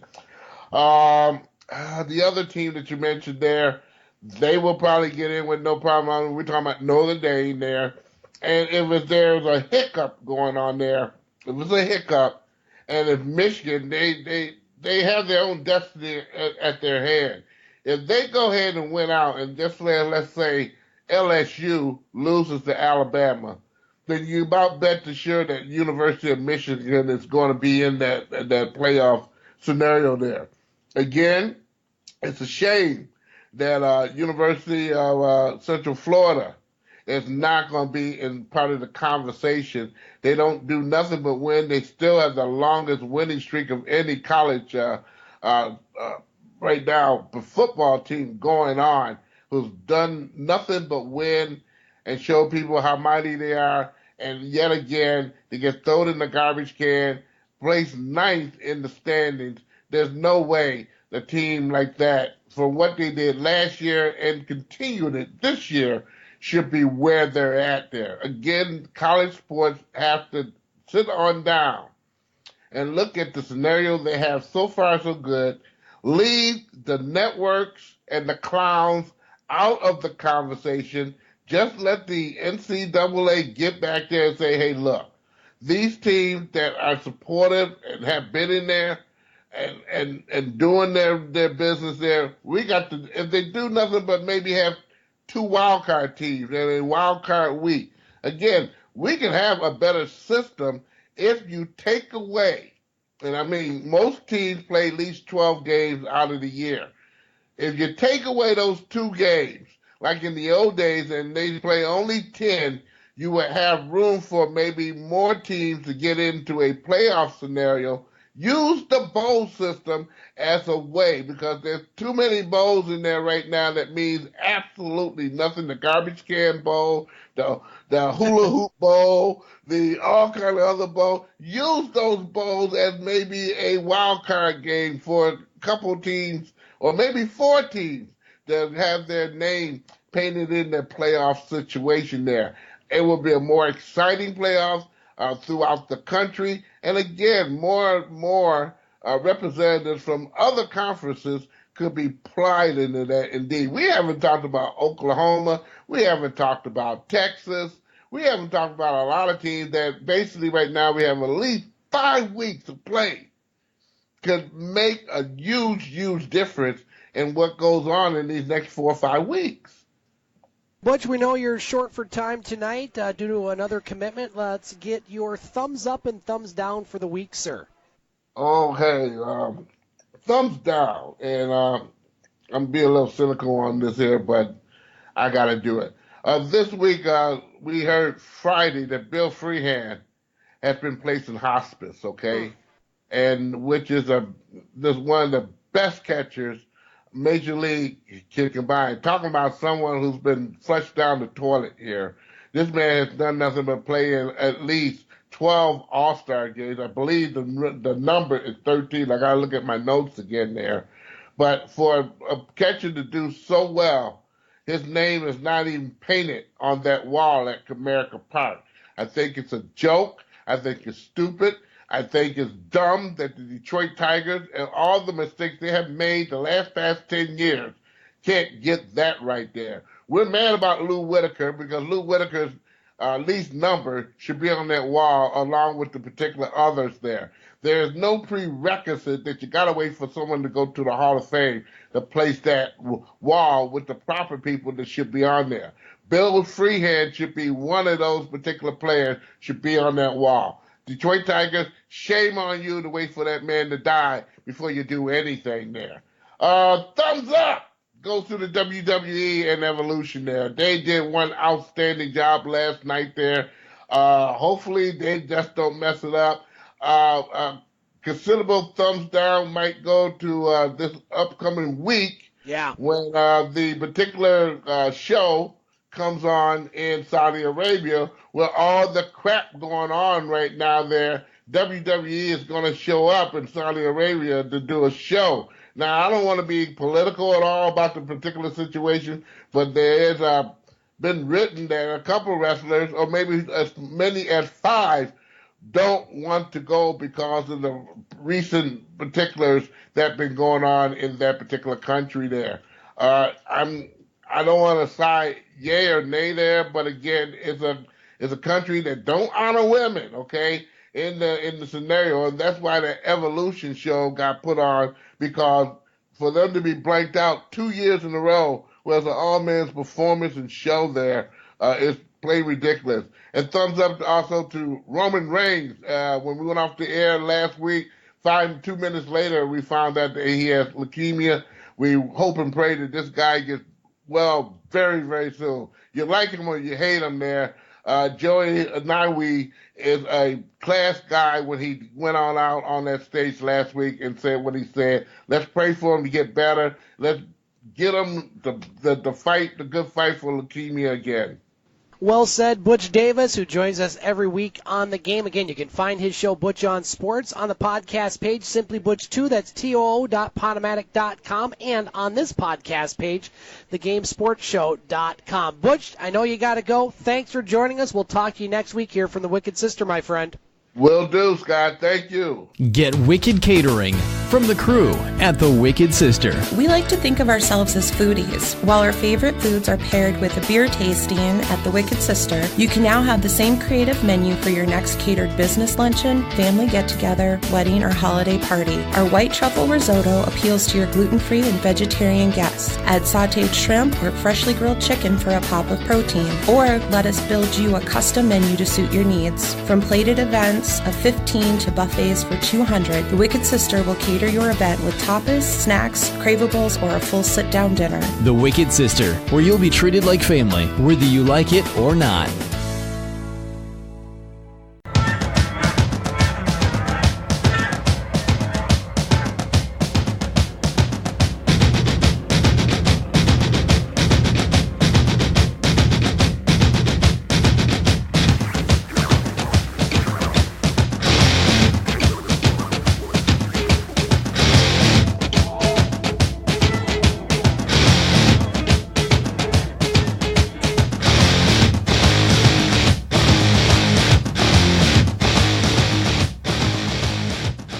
Welcome back to the game on Eagle 95.1 and online at thegamesportshow.com. Scott Nason broadcasting from the Wicked Sister on Ashman Street on this last Monday of October on a beautiful night here in Sault Ste. Marie. Want to thank our guests so far, Zack Cisek, the assistant coach for the Lake Superior State University men's hockey team, and Butch Davis from Butch On Sports. Now, our roundtable usually consists of a few people, but it's just we like to call it a gruesome twosome here on Halloween week. Myself and our next guest. His name is E.J. Russell, who joins us from the Banana Belt of the Upper Peninsula, known as Escanaba, Michigan. E.J., how you doing on this Monday night, my friend? Well, some turmoil in the land right now, but I'm doing all right. I'm surviving. Made it through birthday weekend, turned the dirty 30. Wow, happy birthday. Thank you. Kept it relatively uneventful, but went to a football game, which I will touch on later, but happy to be here. Actually, EJ, can you touch on that right now? Because we mentioned the first hour, the UP team still alive. I happened a chance to see some of the highlights from the game as Escanaba advances in Division, I believe, 4 in the playoffs. Give us your thoughts on that game. Escanaba, a good-looking team out there. Well, I missed a little bit of the first quarter. I got there a little bit late, and Got tickets at the gate, and it was a good time. But when we got there, Escanaba was down 6-0. And it was a cold, wet football game. It wasn't raining, but the ground was wet. And Escanaba and Ludington from Lower Michigan Long both trip. struggled. Yeah, they stayed overnight on Friday, left after the game on Saturday. But they just tough sledding. A lot of running the football, a lot of success on short passes like screen plays, things like that. And just tough sledding in that first half. And then all of a sudden in the third quarter, they were making plays on the defensive side of the football. And then in the fourth, that turned into offensive production. All of a sudden, players were catching the ball, dragging their toes inbound. Ludington goes up late in the game. Escanaba scores on a hook and ladder. Yes. With 50 or 52 seconds left in the fourth quarter.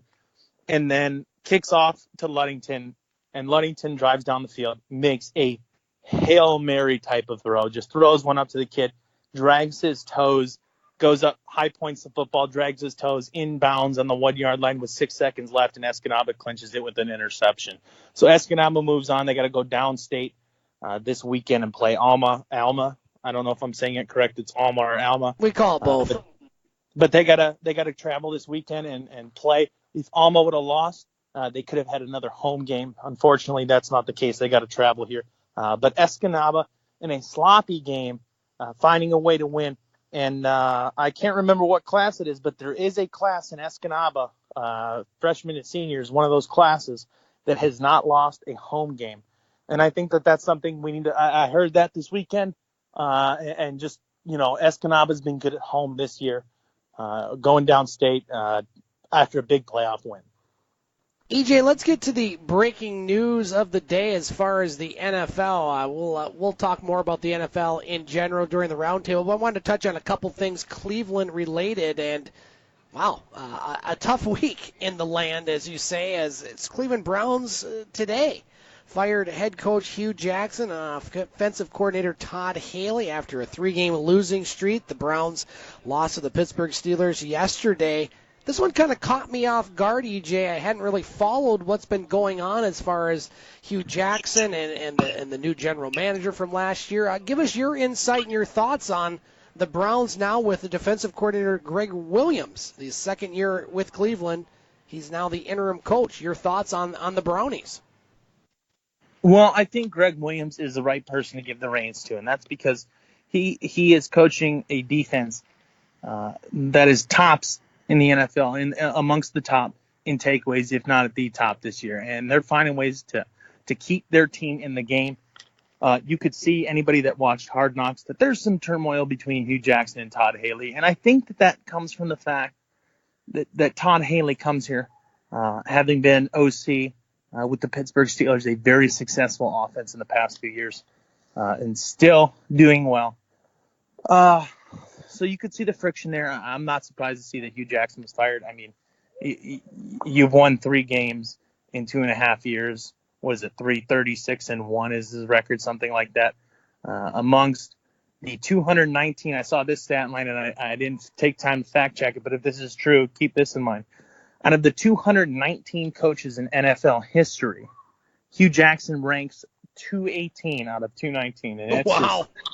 And that's just, you know what, it's time to move on. With as much talent as the Browns have this year, what is it? Myles Garrett has 8 sacks. Denzel Ward's won NFL Rookie of the Week 3, maybe 4 times. Baker Mayfield getting similar honors. And you have a guy named Jarvis Landry on the outside. I just don't think that there's an excuse for the Browns to be 2-5-1 right now. And so it's time to move on from Hugh Jackson. I think Greg Williams, if interested, is a top candidate. Now, a reporter at an Oklahoma press conference did ask Lincoln Riley, in short, I'll summarize, about his interest in potentially coaching the Browns. And Lincoln Riley didn't explicitly say that he was against it, but he did say that he loves Oklahoma and he loves college football and he loves where he's at, but he can't comment onto what he could do later in his career. So there's interest there. Lincoln Riley took the reins at Oklahoma when Baker Mayfield became eligible. Took him to, 2 college football playoff games and what was it, 2 or 3 Big 12 titles. So there's a connection there of two guys that get it. Greg Williams could remain on as a defensive coordinator. I think it'd be silly to let him go. But the Browns got some questions. Also in the land, Tyronn Lue fired after a 1-6 start. So it's just not going well. Man, it's been a day. I think it's time to hear what you have to say, Scott.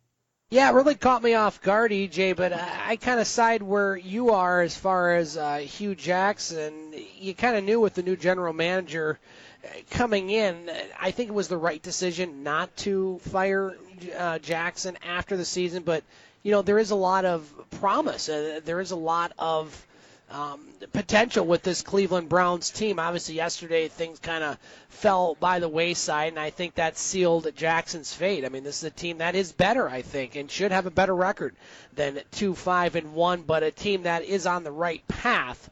And so, you said it, 217 out of 218 coaches or whatever it was. I mean, you got to win in the NFL, and I think Jackson was living on borrowed time unless they really turned it around and, started winning some of these close games. Cleveland could easily be 5-2-1. I mean, they really could with, a few bounces here or there, a few kicks here or there, but, this is a team that should be better than 2-5-1, so I think it was the right call. Tyronn Lue, 0-6 start. He's the only Cleveland coach to have a professional sports championship since 1964. But I just don't know if he was the guy after LeBron. He was LeBron's guy when he was there. Many people thought LeBron was the actual coach. So I guess I wasn't that surprised. I mean, it seemed like an early out for Tyronn Lue. But, you start 0-6. And the post-LeBron era in Cleveland isn't exactly off to a very good start. EJ, let's morph into the round table here. We got about a half an hour, just you and I. Katie Woolen's here, but I'm not sure if she's going to join us. She might not. She's talking to my girlfriend Becky, so that's all good. Oh, so tell her to get bring on up the air. On the round table. Let's keep the talk with the NFL. Week 8. Yes, we're almost halfway through the season for many teams. Some of the things that you saw yesterday, we talked about the Lions' disappointing performance at home against Seattle. Just when we hype them up last week, they, in fact, remember they are the Detroit Lions. Your thoughts on Cleveland's performance yesterday and NFL after Week 8, sir? Well, the Browns look rough. Yeah. I'm not going to dive too much into that. I think I said my piece there. The development of Baker Mayfield is most important in Cleveland. Let's just continue with that being the trend there. Can we talk about this Philip Lindsay kid in Denver? Yeah. He is playing fantastic. I think he was responsible for 2 total touchdowns yesterday. Has really done a nice job of giving them production out of a split backfield. And he has been sharing some time. But putting up yards, putting up scores, which is big. Kansas City Chiefs keep rolling. I mean, they look good. But the Los Angeles Rams and the Packers game, and I'm sure somebody must have touched on this earlier. True? No. Oh, real? Oh, man, I get to be the one to talk about this. Montgomery should have never brought that ball out of the end zone. Yeah, I don't know why he did it. And reports came out today that he was coached. Taking a knee in the end zone is an option. A touchback is an option. That is a good option. Do that if you can. And for him to bring it out was just bad football. And I understand the want to make a play for your football team. But when you got a guy back there wearing number 12, Aaron Rodgers, throwing the football around the field, you got to put the ball in his hands and be a team player and trust that your quarterback, one of the best of all time, is going to get you down the field. And I thought that was just a poor decision on their part. I thought Chicago continued to look good, even without Khalil Mack in the game. I thought that was important for them to come away with a win. But I think the story of the weekend really was that Rams-Packers game. Yeah, EJ, I seem to say it every week. It's Kansas City and the Rams right now. Both teams were tested a little bit. The Rams and Green Bay, like you said.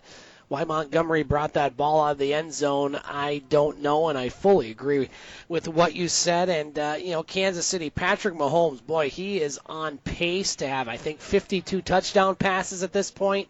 I mean, he's just having an amazing season. The fact that I have him on 2 of my 3 fantasy football teams makes me even happier, as I had a very good day yesterday. But the Kansas City only won by 7, and Kansas City and the Rams are going to play each other, I think, in 3 weeks. And that game is going to be most excellent. Some of the other games, Philadelphia in London over Jacksonville. Why does Jacksonville play every year in London? I'm still trying to figure that one out. Can we talk about these Philadelphia London games? Keeps their season alive. Jacksonville, they're struggling. Carolina, kind of quietly going about their business at 5-2, as they were all over Baltimore by the score of 36-21. You mentioned Chicago, the first place team in the NFC North. How about this division? You have Chicago 4-3, Minnesota losing at last night to New Orleans. Minnesota is 4-3-1. You have Green Bay now 3-3-1. And the Lions at 3-4. So it's a muddled mess in the NFC North. Cincinnati, they get back on the winning track. Thank you, Mixon, for my fantasy football as they defeat Tampa Bay by the score of 37-34. Boy, Tampa's defense is awful. Cincinnati kind of quietly going about their business. They struggled last week, but they're 5-3, doing okay. Washington, a very quiet 5-2. Adrian Peterson, the old man, getting about 150 yards and a touchdown, as the Giants are just bad. They are not a good football team. Indianapolis over Oakland, nobody cares. Arizona over San Francisco, nobody cares. And the game last night, New Orleans and Minnesota. There you go. The Saints quietly 6-1 on the season. Drew Brees finally throws an interception, and they're going to play the Rams next week. So, you look at trends in the NFL. You have New England taking on Buffalo tonight. New England a heavy favorite. I have a hard time seeing that it's not going to be Kansas City and the Rams. Of course, New England, in the AFC, probably going to have something to do with the conversation. In the NFC, who knows what's going to happen there. The Rams are the clear favorite, but, do you have a second team? New Orleans. I mean, you got to put New Orleans at the second team. So that's what I got as far as the NFL. EJ, your turn, your topic. What would you like to talk about on the roundtable, sir? Well, baseball is gone. It is time. Congratulations to the Boston Red Sox. They did a great job. But let's talk about baseball moves. And Manny Machado, I think, is the biggest player this year. Scott, what do you think about Manny Machado and the situation there where he's going to go in free agency and just Major League Baseball in general after the season's wrapped up? Yeah, I mean, I haven't had too much of a chance, EJ, to look at some of the free agents that might be out there. Obviously, Manny Machado is one, if not the biggest name out there. You look at a lot of these Dodgers, Clayton Kershaw, if he decides to opt out, he might be somebody in the mix. But, going back to that World Series, Butch and I talked about it a little bit in the first hour. I don't think many people thought Boston, even at the beginning of the playoffs, was going to get knocked off. And as a Tiger, this is like the Detroit Tigers winning the World Series in a way. All the Tigers out there, J.D. Martinez, Ian Kinsler, David Price, who won 3 games in the postseason, if you can believe that. Yeah, Rick Porcello. I mean, how many more Tigers might as well have brought Paws over there to be their mascot. But, the Red Sox, a team that hadn't won a World Series, since 1918 maybe? And they finally win one in the early 2000s, and now they've won 4 World Series since 2000, which is the most of any team. So, baseball, there's going to be lots and lots of moves. I haven't really had a chance too much, EJ, to see some of the potential free agents that might be in the running. I know you got a lot more information, so I'm going to turn the mic over to you. What are some of the players, some of the things you're looking for in the very busy free agent market coming ahead in Major League Baseball? Well, I think it's going to be big to see what Manny Machado decides to do. And I think a lot of people have him going to the New York Yankees, where he can play whatever position he wants. And I think that the Yankees are just going to open up their checkbook like they usually do and pay the man. I think the Tigers, they need to take a look at what they're going to do with Miguel Cabrera's contract. I think he's just about done hitting in his career unless he's prepared to move to the bench, in which case he's still highly overpaid. I'm curious to see what the Tigers do there. I think the Indians need to find a way to pay Francisco Lindor. And I think that's huge for them. And if they can find a way to do that going to be great, but I have a feeling that they're going to struggle to hit a number that's appropriate for his level of talent. I really don't know. I think the biggest chip is Manny Machado. I think he decides where a lot of players might want to go. If he goes to New York and you're Francisco Lindor and you're a young guy and the Yankees are just throwing all the money at you and you got a nice other young player there, I mean, it's going to be hard to stop the Yankees here. I think they can make a lot of good moves. They still have guys like Aaron Judge and Giancarlo Stanton, who's a little bit older, but a lot of young talent there in New York. Didi Gregorius, he'll have to make a move. But they got a lot of options, and I hope to see some of these small market teams like the Indians find ways to pay their players and continue to keep Major League Baseball competitive. EJ, let's bring up my topic, and Butch and I talked about it in our topic. I want to get your take on the college football playoff, which will have its first rankings announced tomorrow night. And right now, if you look at the AP rankings in college football, number 1 is Alabama. Nobody's going to argue that. Number 2 is Clemson. Number 3 is Notre Dame. Number 4 is LSU. Number 5, Michigan. You have 4 undefeated teams in the top 10, Alabama, Clemson, Notre Dame, and Central Florida, which is at 9.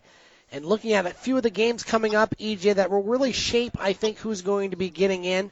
Alabama is at LSU this weekend. That's a big one. Clemson, they got to go to Boston College, a little bit of a tricky game for them. Notre Dame seems to have the clearest path as far as an undefeated season, and maybe besides Alabama and Central Florida. Notre Dame has to still play at Northwestern and at USC. LSU, if they lose to Alabama, likely will be eliminated. Then you have a few teams kind of lurking in the weeds. Michigan at 5-7-1, Ohio State at 8-7-1. Whoever runs the table out of those two teams might, and I say might, get into the playoff. You have Georgia at 6. If they were to run the table, they could get in. Oklahoma at 7, and then looking past Ohio State, it would take a lot for any of those teams, in my opinion, to get into the playoff. But I want to get your thoughts, sir, on the rankings, college football, and the playoff announcements that will be held tomorrow. Well, I think that people really do need to keep an eye on Notre Dame. I think, Scott, it's got to be pretty similar along the lines of what the AP has them at right now. I think Oklahoma might get ranked a little bit higher. You look at their numbers, and I happen to look at them because of Lincoln Riley commenting on the Browns coaching position. 8.9 yards per play. The Oklahoma Sooners are averaging, and that's big. And I think that that's tops in the FBS. So that's something to pay attention to.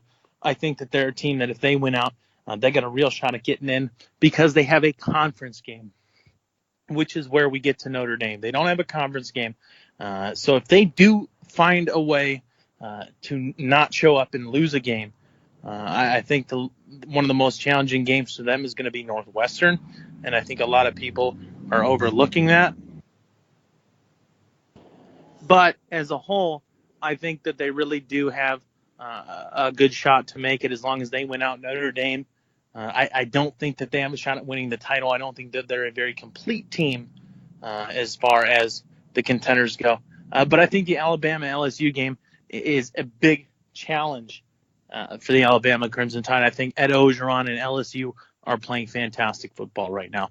And that was a team that I had my eye on earlier this year, Scott, if you don't remember.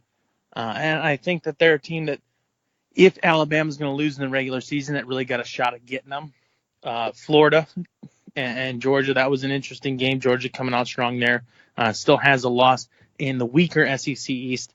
But I think the winner of Alabama and LSU is the biggest game of the weekend. Alabama road game in Louisiana, LSU territory in Death Valley. That's going to be a challenging game. And I really think that is the one that's going to shape the rest of the playoff. EJ, we got time for one, maybe two more topics on the round table. Anything else you'd like to bring up tonight, sir? Scott, I'm interested in NBA right now. The Bucks and the Raptors playing in the last matchup between undefeated teams in the NBA. Obviously, nobody's going to go undefeated. But it made me think, who's a team in the NBA you're excited to watch this year? Who are you paying attention to, and what players are just people you want to keep an eye on?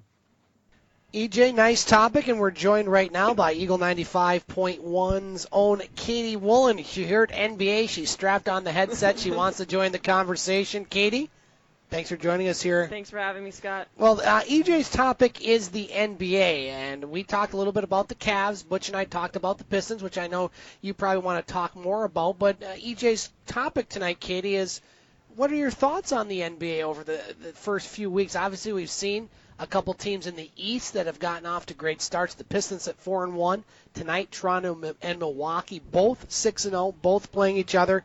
We've seen Stephen Curry and all the accolades he's done and all the shimmying and the shaking that guy does. The Lakers and Houston slow out of the gate.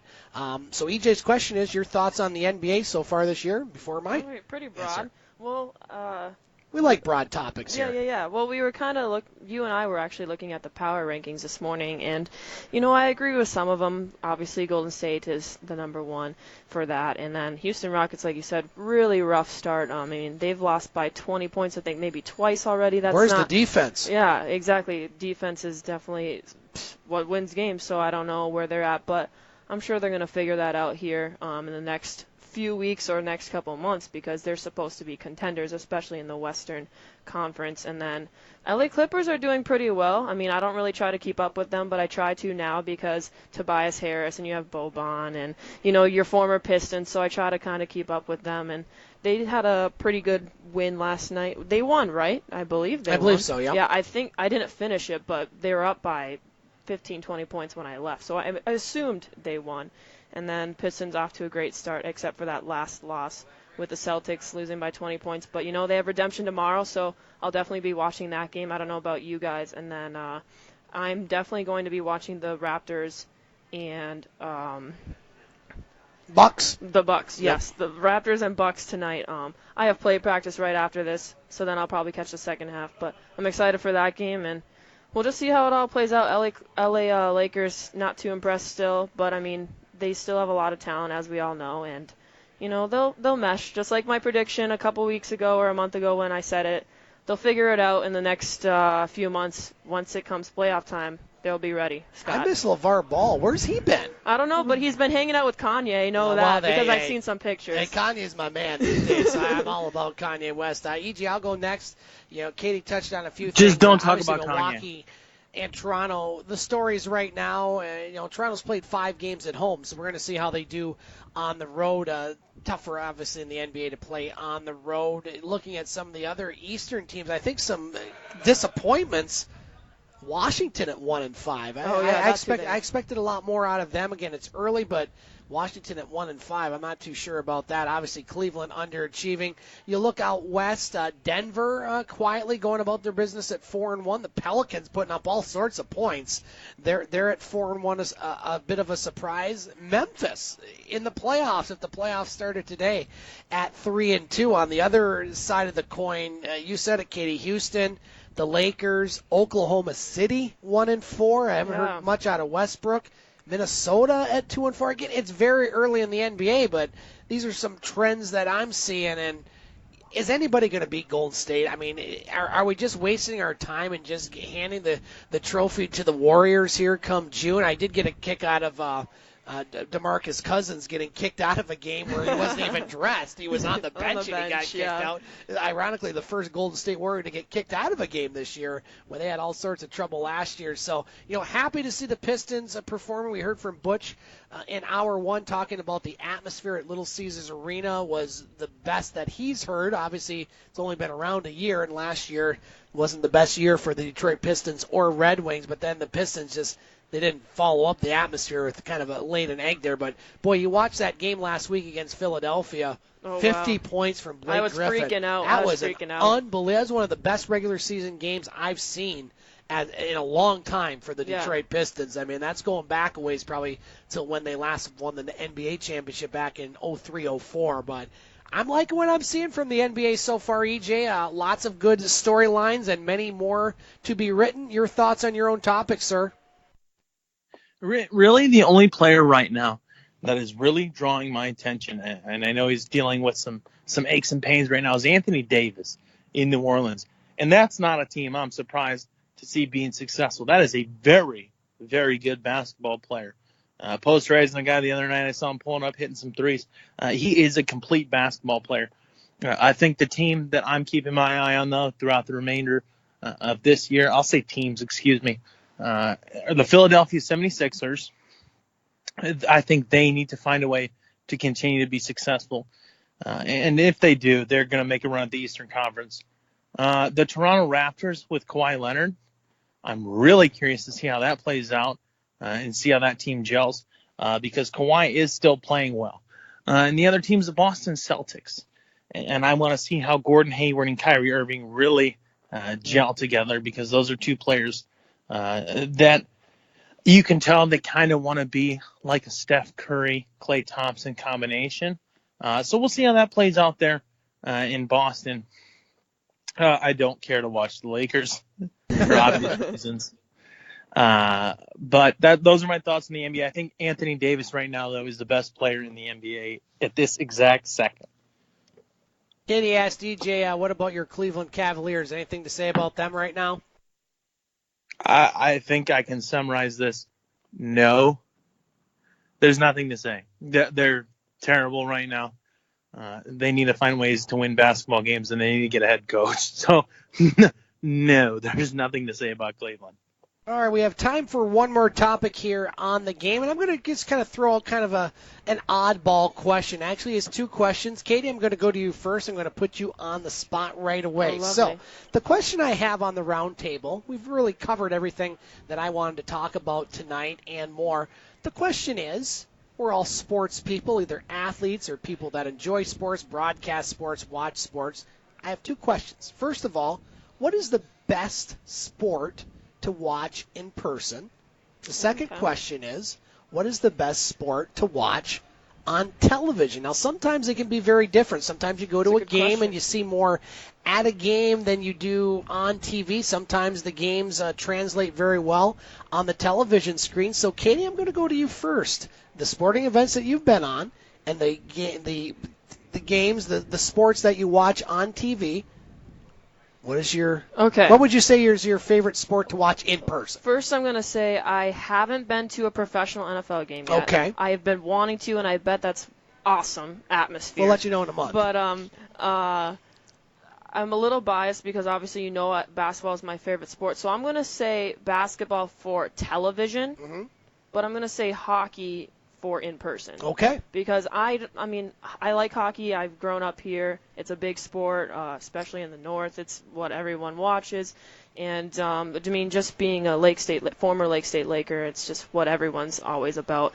And, we love getting into it. It's just a sport that you need to watch in person because I just personally don't buy it on TV. And then I know the Soo Greyhounds and everything like that. So those are the two sports I'm going to pick. Very good. EJ Russell, your thoughts. Best sport to watch in person, in your opinion, and the best sports that translates or you like to watch on television? Excuse me. I think in person, it all comes down to the experience. Okay, and that's the word I want to choose to highlight with this answer, is the experience of what it is to be that sport. And I think for watching a game in person, I think that there's nothing better than college football. And you can pick your team. Look at some of the greatest universities with some of the greatest traditions. Clemson with Howard's Rock, Florida State with the War Chant, Play Like Champions, Notre Dame, Ohio State in the Horseshoe, Michigan in the Big House, Ole Miss and just tailgating and dressing nice. There is something to each team, and I think that is a genuine experience no matter where you go. I've been to Michigan State. I've been to Ohio State. I've been to Bowling Green. I've been to all kinds of universities. And college football has always been the most authentic experience out of all of them. And there are still so many places that I haven't been. And I think college football is just fantastic. The pageantry, the fans, the teams, the music, the bands, everything great. As far as watching, I love college football. As far as on TV. I think NBA is better on TV myself because you get a more complete view of the game.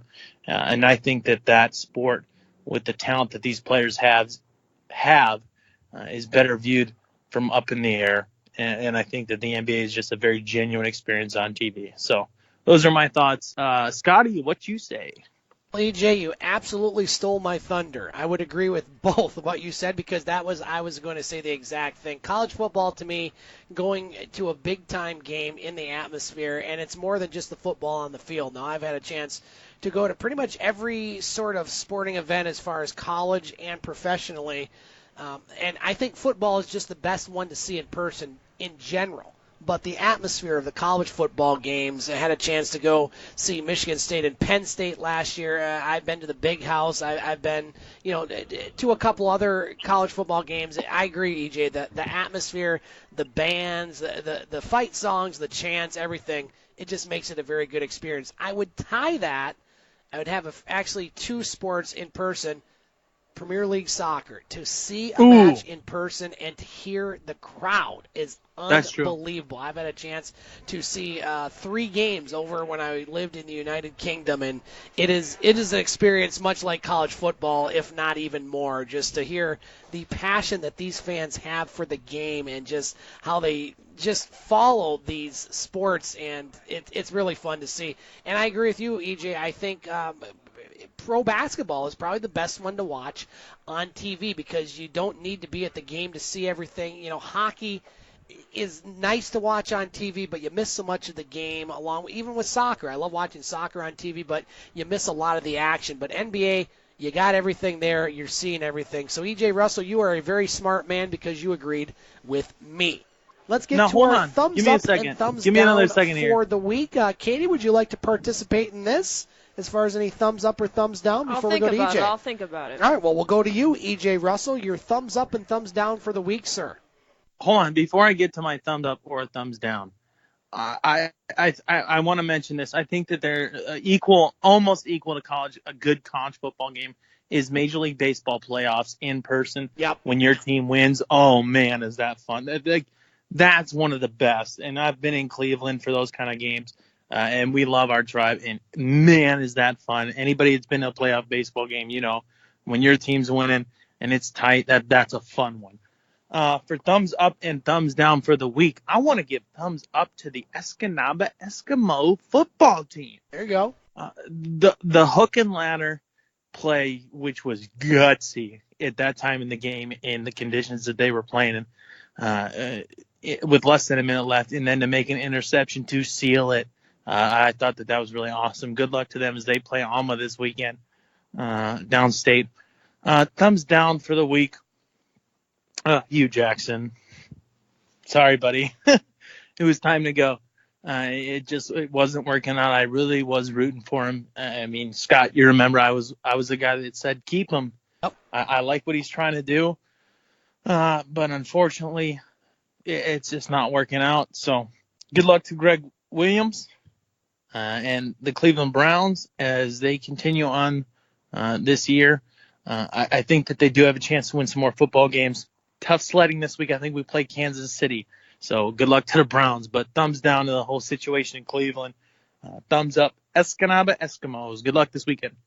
Very good, EJ Russell. I will go next. I have one thumbs down actually 2 thumbs down to myself and to the Detroit Lions. First of all, to myself for getting all excited last week and hyping how things were going with the Lions. Here we go again. I should know better. I should not do that because the Lions laid another egg on Sunday, and, well, I should know better. So thumbs down to myself, thumbs down to the Detroit Lions. Get prepared for crying out loud. You know what's coming. Get prepared. I have 3 thumbs up, all local, all very personal. First of all, thumbs up. The lady to my left, my beautiful girlfriend Becky, her first athletic training games were this weekend for Lake Superior State University. The men's and women's basketball team, she did a great job. She's going to do a great job. I could not be prouder of her. Thumbs up to my son Vance, who was the official scorekeeper Saturday night for the Sioux Eagles. Called into duty and did a great job. penmanship maybe could use a little work, but you know what? He gets that from Dad, and he did a great job, so thumbs up to Vance. And thumbs up to my friend Don's daughter, Chloe, who just tonight got promoted to a higher level team. As she was promoted tonight, as she was promoted to the north end. She was practicing on the south end. She was doing good there. About half her team got sent to the north end, and they're doing a little more hockey stuff there. Chloe's 7 years old, doing more shooting, more passing, and she's having a great time doing hockey. And way to go, Chloe. So 3 local thumbs up. Doesn't get any better than that, Nice. Katie Woolen. Your thumbs up and thumbs down. I mean, I don't really have a thumbs down. I'm actually going to kind of go with a couple thumbs up. And I've watched the Packers game, and I know that they lost, and you know that they're my team. But I'm very proud of them and how they did that yesterday. And 27-29, I know they came up with a loss, but, I mean, they battled. And, I mean, I'm just proud of my team, and they're just going to get better as the weeks go on. New England next week. Yeah, That'll be a fun one. Don't count the Packers out, everyone. They still got lots left in them. And then just my Pistons, because it's 4-1 start, you know, so. Gotta love it. Katie, thanks for joining us here at the Wicked Yes. Sister. I know you got to get to play practice here coming up. Thanks for helping out back in the studio, and hopefully we'll hear from you next week. Thanks for joining us. Thanks for having me, Scott. And EJ, want to thank you for joining us from the Banana Belt in Escanaba. EJ, what are you looking at this week as far as sports you're watching? Obviously, baseball done. What are some of the things you're looking for before we talk to you next Monday? College football has my main interest right now. Let's see what these rankings come out as. I'm excited to see what kind of respect Michigan gets, because I don't think they've really had a super challenging game yet, and they're ranked number 5. I think that's a little high for them. I think Oklahoma is a team that should be up there, closer to that kind of a spot. But we'll see what happens. College football definitely has my interest. NFL, as always. Watching my Cleveland Browns, watching the Detroit Lions. But a team I'm really curious to see this week is the Green Bay Packers. And what are they going to do? They need to find a way to win a football game here and look dominant. Their defense has been pretty good this year. They need to continue to go with that. So that's what I'm watching this week. NBA is starting to pick up my interest. So I will talk to you guys next week. Deuces. EJ, always love having you on. Thank you for joining us, and thank all of you for tuning in and listening to our sports show, The Game. Want to thank our guest, Zack Cisek, the assistant coach for the Lake Superior State University hockey team. Want to thank Butch Davis from Butch On Sports, EJ Russell from Escanaba, Michigan, Katie Woolen from Eagle 95.1, our broadcast engineer, Trent Raymond, and all of you, once again, for joining us here at the Wicked Sister and online at RadioEagleSoo.com or TheGameSportsShow.com. That's going to do it for this Monday night. We'll talk to you next Monday, the first Monday in November, the day before the election, right here on Eagle 95.1. See ya!